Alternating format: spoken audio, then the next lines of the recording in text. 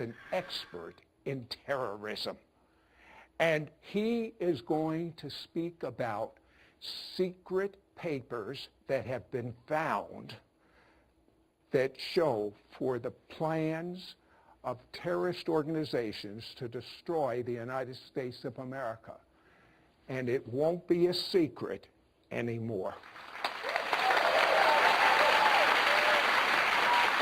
My guest, Eric Steckelbeck, is one of the foremost experts in terrorism. And you've probably seen Eric on CNN or on Fox or a number of different shows in which he's a resource for what's going on in the world.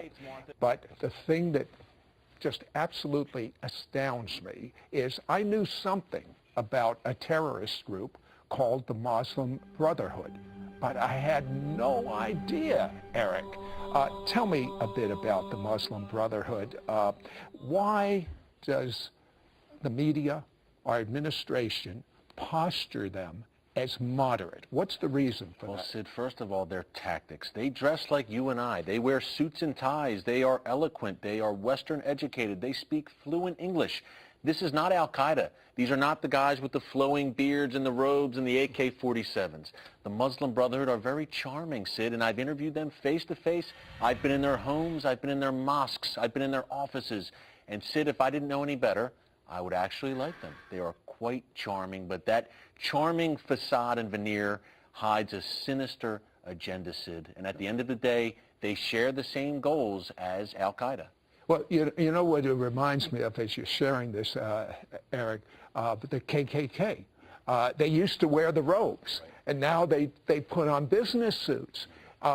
And so are they college educated? Sid, Are not they only bright? are they, yes, Sid, not only are they college educated, many of them have been educated in the West, in the United States, in Europe. People would be shocked to know about the Muslim Brotherhood presence in the United States. Sid, they are here. I'll give you a great example. Mohammed Morsi, the now deposed Egyptian president, he joined the Muslim Brotherhood not in Egypt, but in the United States, in California, when he was a student at USC, the University of Southern California. That's where Mohammed Morsi became a Muslim brother. Sid, they are here in the United States. Now, you say they're a new breed beyond the suit. They're raising homegrown terrorists? What do you mean? Sid, we've seen case after case over the past few years in the United States, dozens of cases of young American Muslims, U.S. citizens, being arrested on terrorism charges. Sid, I'll give you a great example of this Muslim Brotherhood-style link and how they're really the driving force behind all the Islamic terror we see today. The Boston bombers, those two young brothers up in Boston, killed 3 people, wounded 264 more. Sid, they attended a mosque in the Boston area controlled by a Muslim Brotherhood-linked group. Surprise, surprise. Now, I heard in the news that the Muslim Brotherhood has been out to the White House at least 100 times in the last calendar year. You said Muslim Brotherhood connected individuals. Individuals with strong ties to the global Muslim Brotherhood network absolutely are advising our government, the U.S. government, on its counterterrorism and Middle East policies. This is the epitome of the fox guarding the henhouse. And you wonder why America's Middle East policies right now are kind of a mess and we see all this chaos in the Middle East. We have the bad guys, the Brotherhood, in the halls of power, in our lawmakers' ears. All right, you use the phrase, they're the granddaddy of all terrorism. Do you really mean that, Eric? Sid, I mean it 100%. All of the terrorist chaos, the madness we see today, the war on terror, Al-Qaeda, Hamas, spawned by the Muslim Brotherhood, Sid. Al-Qaeda is an offshoot of the Brotherhood. Hamas is an offshoot of the Brotherhood. And Sid, I've made the point many times that without the creation of the Muslim Brotherhood in Egypt in 1928, there would have been no 9/11. I say that without hesitation. It may shock some people, but everyone behind the 9/11 attack, Sid, and the American people need to know this, why this group is so important, the Brotherhood. Osama bin Laden, Khalid Sheikh Mohammed, the hijackers, every last one of them, Sid, before they formed Al-Qaeda, they belonged to the Muslim Brotherhood. The Brotherhood is really the gateway drug to Islamic terrorism and jihad. What is going on in America? I see mosques just sprouting up all over.